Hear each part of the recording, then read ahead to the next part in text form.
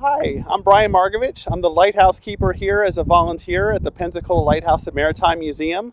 Today we're giving you a virtual field trip so that you can tour the lighthouse from the comfort of your living room, from your couch.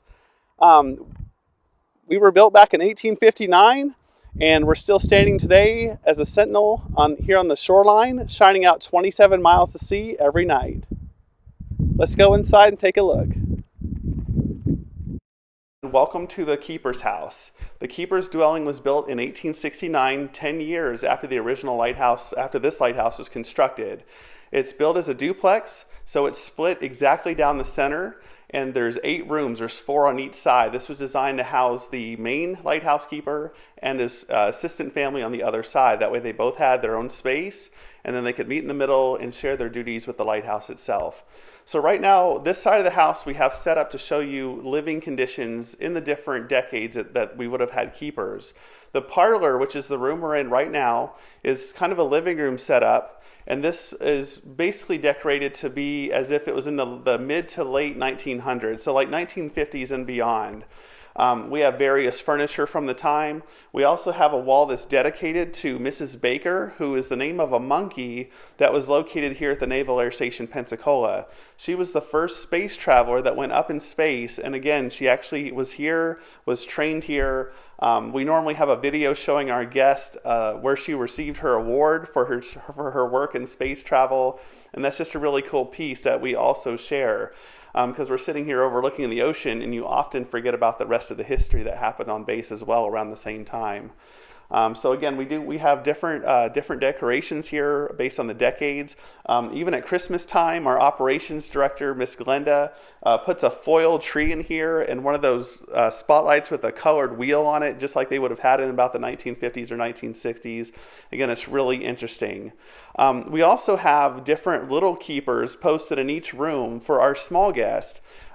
If you guys haven't visited here in person, we do have a height limitation to climb the lighthouse. You have to be 44 inches.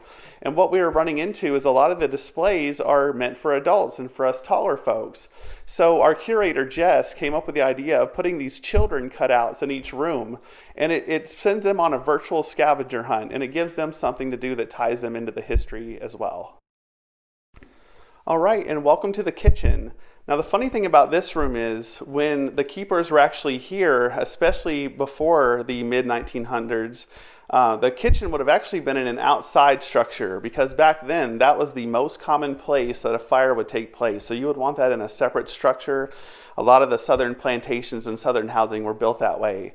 But again, just to give you kind of an idea of what their kitchen would have looked like, including a place where they would have had their pies and their bakery items, like a cooling rack, an ice box where they actually would have had blocks of ice to keep their contents cool. Their table placings were simple, but they still would have had lighthouse service logos on them. One of the important things too is while the lighthouse keeper men were mainly keeping the tower and keeping the light working and the different maintenance things around the grounds, the ladies too had a very important job. So these days, when you're going to get inspected by your boss, you get a warning, you get an email a little bit ways out, this and that. But back in the day, the inspector ship would have just showed up, and you had to have your house in order, you had to have your logs in order. You couldn't just get it together at the last minute or pencil whip it, as some of us refer to these days. So again, the ladies had just as important of a job, and especially when we were in the parlor, we learned about all the kids that some of these families had. There was a lot of maintenance work, and I'm sure a lot of those kids had chores to do too, even back in the old days. Welcome to the bedroom. Again, this house had 8 different rooms. Different families configured it different ways. So this side of the house we have set up as a virtual bedroom to show you the living conditions versus just exhibit space. So again, we have various artifacts in here that have been loaned and donated to us, including a medicine chest, a bed. One thing you don't think about as you're standing in this house in 2020, this place only had indoor plumbing since the 1930s. Later in our tour, we'll show you our outhouse replica that's outside, but where did they go to the restroom at night if they were, sleeping and needed to take a small break? That's what the chamber pot's for next to the bed. So again, just a whole different ball game. I don't know if you've watched the show Little House on the Prairie. This really takes me back to those settings to see what their conditions were like back in the day. And back then, they didn't have access to malls and clothing stores like what we have now. The Cordova Mall is about 20 minutes away from here. So the women specifically that lived here, again, we talked downstairs about how they have duties at the home too, but one of them, they had a lot of hobbies and they had to do things like make clothes. So we have a spinning wheel here that someone donated to us, but just to kind of show some of the different activities that they had to do here, just for simple things like clothes. You know, a lot of them we talked about downstairs had a lot of kids. That's a lot of clothes, a lot of play clothes, a lot of work clothes, and keeping their husbands' uniforms good to go and things like that. So again, they had a lot of hobbies and they had to do a lot of things themselves because we didn't have Amazon Prime back then. Welcome to the kids' room. Now again, we mentioned in the other rooms that the house was configured differently for different families. We have it as a museum, though, set up where you can see what a kid's room of the time would have looked like. And again, you've got the chamber pot unmistakably next to the bed. You've got a small desk where they might have done some of their studies and homework. There were infants in the room. It wasn't a mansion, and again, each family only had half. So in some cases, we were reading accounts where there were up to 4 kids in the room.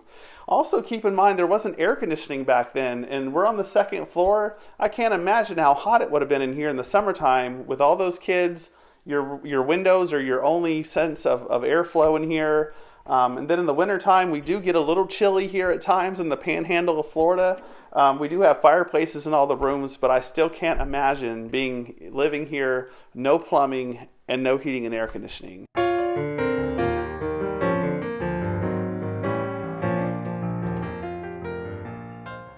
Welcome to our new library. This is our newest display at the Pensacola Lighthouse and Maritime Museum. So this was an idea from our curator, Jess Morgan, because again, we have that height restriction of 44 inches to climb the tower. So a lot of our smaller guests just didn't have much of an interesting visit for them because, again, all the displays were designed for adults, and then they just didn't have any activities for kids. So now we've got this reading room. So when we have the little visitors that can't climb, or if we have some adult visitors, children of all ages that are just uncomfortable climbing the tower, they can actually come in here, enjoy the full sunlight coming in the windows, and pick up a good book. And the Coast Guard room is our room dedicated to them. If you're not aware, the Coast Guard does own and operate the Pensacola Lighthouse here in Maritime Museum. Our organization has a lease with them, but they still are the ones that are ultimately responsible for the beacon at the top and the condition of the property. So we just have a lease with them. Originally, the lighthouses in the United States were owned and operated by the U.S. Lighthouse Service. And around the 1930s or so, the Coast Guard became the owners of all the lighthouses. So again, they've had a huge impact on the operation of the lighthouses all over the country. And like I said, especially this one. Welcome to my favorite room in the keeper's house. This is our illuminations room, and this talks about all the different lenses and lighting that have been used in lighthouses since the beginning. I don't know if you're aware, but lighthouses used to be lit by just a simple fire at the top of a tower or lit on a hillside at a high vantage point that could be seen out to sea. They slowly but surely evolved into using different lamps and reflectors. And then in the 1800s, Augustin Fresnel, a French inventor, came up with the Fresnel lens, as we call it. Now, it's spelled Fresnel. There's an S in there, but again, it's Fresnel. It's a French term. What he figured out how to do, though, was take a single bulb or a single light source at the time. It was an oil lamp, and the prisms that are on these bend every ray of light, every lumen of light out to sea instead of having it get wasted on the ceiling and the floor. This is a model of a fictitious size. Fresnel lenses come in 6 different orders. First order is the largest, and that's what we have upstairs. We'll show you that later in the tour. And a 6th order lens is the smallest, and it'll fit on a bedside stand, just to give you perspective. Again, this is a 7th order lens, which wasn't a real size, but was made for our museum to show you what the watch mechanism used to look like. So nowadays, the lens upstairs is electric, fully electric. It's on a motor. It rotates on its own. But back in the day, there was no electricity. So in 1859, when we were first illuminated, we used a clock mechanism, much like a grandfather clock. It was bigger than this, but again, this is just a demonstration. But there's a weight at the bottom, and the lighthouse keeper every 2 hours had to crank and wind the weight up to the top. And as that turned, that's what would make the lens rotate. The lens needs to rotate because earlier we talked about the lighthouse models and how each one's a different color. Well, at nighttime, they have what's called a night mark or a lighting characteristic. The Pensacola Lighthouse rotates our lens at a set speed that makes a flash every 20 seconds. That's determined by the speed. It's determined by the spacing of the bullseye panels in the lens. Every lighthouse has a different flash pattern, and that was in a chart that they had on the ship, because otherwise you're just looking at another white light and you can't tell where you are. So some of them are different flashes, some of them are different colors, red, green, some of them yellow. That's kind of an odd one. And some of them just stay on. This other lens, this is a replica of a 4th order lens. The cool part is both of these are replicas. Both of these are made by a company in Florida called Artworks Florida. They're not glass like the real ones. They're actually made out of acrylic plastic. But this one you can tell doesn't rotate. And I can tell that because there's no bullseye panels. The glass in the middle band is smooth. So rotating that would make no effect on you at all. So again, this is a style that would have, Tybee Island, Georgia, for example, has a style, and it just stays on. That's their lighting characteristic. It just depends on what they were needed to do, and each lighthouse has a custom lens. There was no production line that just cranked these out. Each one is different. So this is an example of a Winslow Lewis lens. So again, Fresnel lenses were not invented until around the 1820s, 1830s. So before that, they experimented with different things. So the tank in the back was actually a fuel tank, and it had an oil lamp kind of built in, and then an eyeball looking, it looked like a contact lens. Lighthouses would have had multiple of these things to try to be seen out to sea. My thing is, can you imagine the person that had to clean those the next day and also carrying all that fuel up all those stairs to keep multiple oil lamps lit? It was a real game changer when Augustin Fresnel came up with the invention to make one oil lamp do the same job. This room is dedicated to spars, which were females that were serving in the Coast Guard. And the only reason I put emphasis on that is because that was kind of an unheard of, uncharted territory. It was mainly a man's world in this. Over the years, there were a lot of female lighthouse keepers, and we've got them kind of highlighted on this wall for a lot of different light stations. The men would either row ashore to go get supplies, and in some cases they passed away while serving as lighthouse keepers.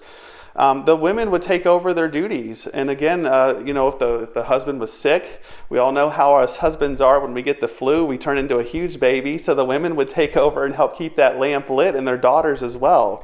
So when it became official and they officially were allowed into the Coast Guard, that was a game changer for them. And so this is a room dedicated to the women who lit the way.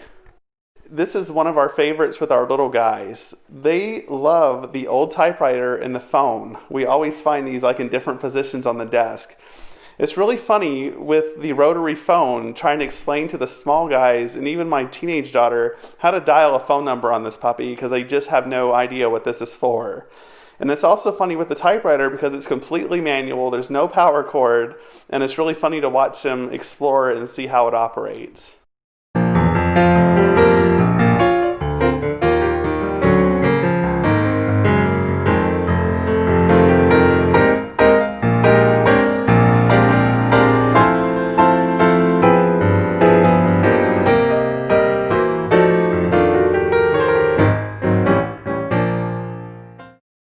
The duplex keeper's house actually has two identical basements as well. We're going to take you down to one of them because the other one's currently a storage area. we recently rebranded and we've added Maritime Museum to our name. So we're now the Pensacola Lighthouse and Maritime Museum. So part of that down here, again, our curator in her awesome inventiveness has come up with a way of highlighting Pensacola's maritime history. So we've talked about the lighthouse being here and what it does every 20 seconds to the ships passing by, but why? Why is this important? Well, that's because a lot of our goods and services, especially back in the early days, came in via ship. So this tells all about the shipping history of Pensacola. And we were illuminated on January 1st, 1859, but in the early 1860s, when the Civil War broke out, we actually were struck a few times by cannonball fire that came from Fort Pickens across the bay. The crazy aim and accuracy at that point. The other cool thing I'd like to show you is the construction style of the lighthouse. If you're not aware, the lighthouse has two walls. It's 2 walls thick. You've noticed that the outside of the tower, as you walked up from your car, tapers in. It starts off real wide at the bottom and tapers narrower at the top. Well, again, that's the outer wall that does that. As you climb the stairs on the inside of the tower, however, the wall is the same width all the way up. And you'll notice the windows at the bottom of the tower are super deep, and when you get to the top of the tower, they're super narrow, that's because of that space between the walls disappearing as that outer wall slopes in to meet the inner wall. Makes it super strong that way. Again, 1859, Google search hurricanes in the different years, and you'll see, there's been dozens of hurricanes that have struck. We've never had a single issue, knock on wood. Right. This is our wooden door. This is part of the original tower. This is where the original structure ended. This is the door that separates off the lighthouse from the passageway to the keeper's house. Well, follow me. This hallway goes back to a workroom that was very important when the lighthouse was first built. You see, the keeper's house, as I keep reminding you, didn't appear until the 1860s. So for the first 10 years, they had to have a place to stay, especially whoever had night shift, while they went up and down the tower every 2 hours, because the keeper's house was still located by where the Navy Lodge sits, which is about a quarter of a mile down the road.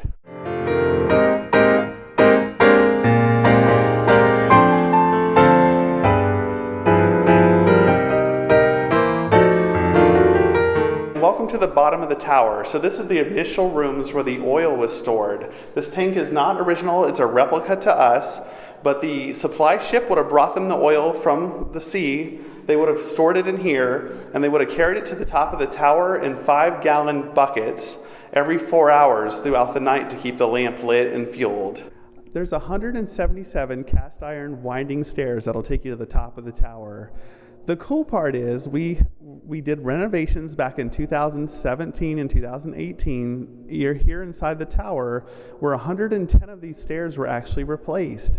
I challenge you to tell me and to figure out when you visit in person which ones they are, because they're the exact same pattern as the original stairs.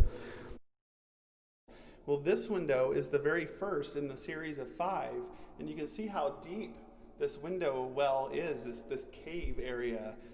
Again, there's a lot of space right now between the wide bottom of the tower before it slopes in and the inner wall that stays a consistent width all the way up.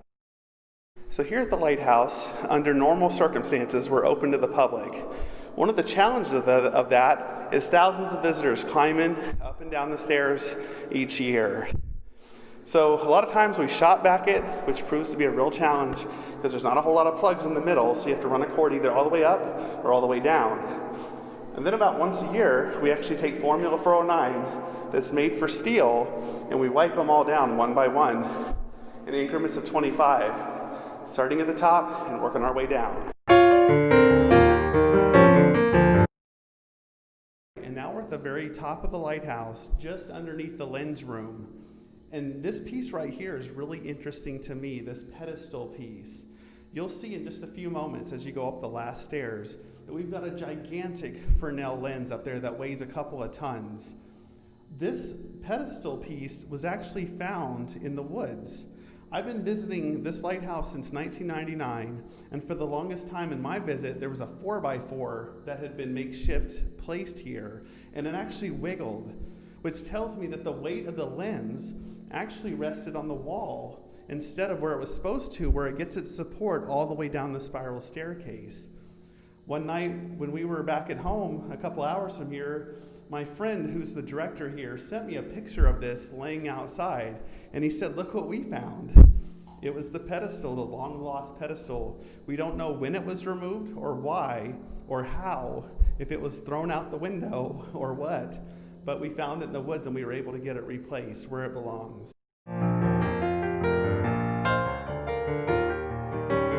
Well, welcome to the top of the lighthouse. We've spent our entire tour looking at the keeper's house where they lived, talking about the stairs on the way up. Now we are absolutely to my favorite part of any lighthouse tour, and that's the lens.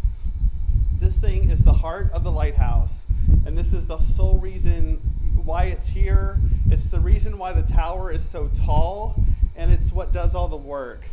So again, these days, the lens is electric. It runs off of a motor, a 3/4 horsepower motor. It rotates. It takes 2 minutes and 40 seconds for this whole carriage to go around and make one revolution. And what that does is the lens is comprised of 8 bullseye panels. And every time a panel passes a ship, it creates a flash. And they get a flash from the Pensacola Lighthouse every 20 seconds. And that's how they know they're off the shore of here. Again, like I mentioned downstairs, the lenses come in 6 sizes, and a first order lens, which is what we have, is the largest that they made. There's only 13 currently in use in the United States today. The rest of them have all been placed into museums. This lens produces 8 beams that shine out 27 miles on a clear night. And again, that lets mariners know that they're off the coast of Pensacola. So another interesting thing for up here, we talked earlier about how the lens rotates all the time electrically these days. And I get a lot of questions from folks up here like, why is it on during the day even though the light bulb is not? The thing is, this is a 10-foot magnifying glass. So when we have a power outage, or if this thing stops for any reason, it's really dangerous on a sunny day because the sun will focus right in and char up the inside of the lamp changer. And we've also had issues with it charring the insides of the walls before. So now that's an electric bulb, but can you imagine how dangerous this was back in the day when that was a kerosene-filled lamp in the middle of there, extremely flammable. Kerosene was so flammable, they used to have to store it in a separate building called the oil house outside.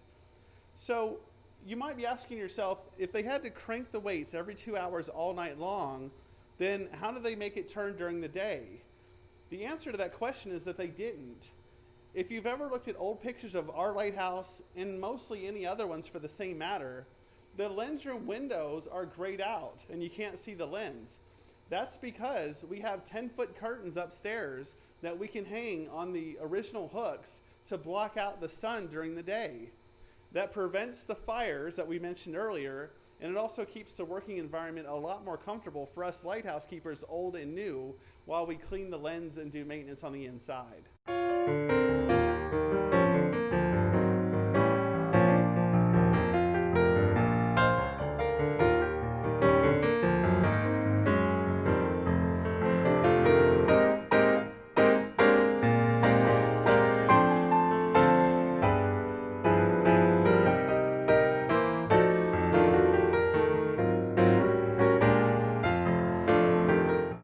So the nice thing about virtual tours is I can take you into places where you can't normally come when we're open to the public. Right now, you're inside of the gigantic 10-foot first order Fresnel lens here at Pensacola. As you can see, we're lit by 2 1,000-watt halogen light bulbs. Now, you're probably saying to yourself right now, why is only one of them lit? Is one of them burned out? Are you doing your job? The thing is, it only uses one at a time. When this one that's got the red underneath it burns out, this lamp changer automatically rotates and flips the backup bulb into position, and we immediately take over for the rest of the night. The other half of that is I have installed a camera on the outside of the lens where I can monitor this lamp changer. So from my phone, from the couch, the restaurant, or any other destination, I can monitor the lamp changer in the morning and see if this red is in the back telling me to come up and change out the bulb, or if it's still good to go in the primary position. We showed you downstairs in the illumination rooms the shape of the lens, and that was a little bitty example, But even in a 10-foot example, it's the exact same principle. All these top prisms are flat to the surface that faces the light bulb. And so the light hits the back of this prism and is reflected straight out to sea. The other cool thing was, in 2018, we received a grant to repair the Fresnel lens. This bullseye here had been damaged during a bird strike where the birds had flown through the lens room windows and crashed through the bullseye. This center ring, the center circle and its 3 rings are actually acrylic plastic that were replaced into the lens to replace the broken prisms. The cool thing about that is, during the daytime, it looks a little different. It's crystal clear, where the other glass prisms that are original have a greenish hue. At nighttime, when I stand on the catwalk and I count the 8 different beams going by, I can't tell you which one is the repaired prism. They all look exactly the same.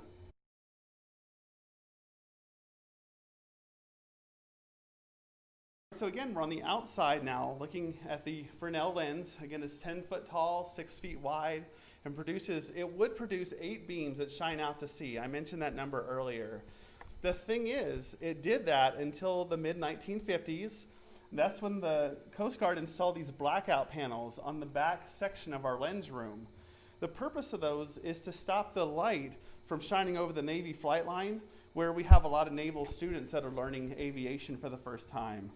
So that was the middle ground that they reached between possibly extinguishing, reducing the output, or putting those up. So luckily that was the compromise that was reached.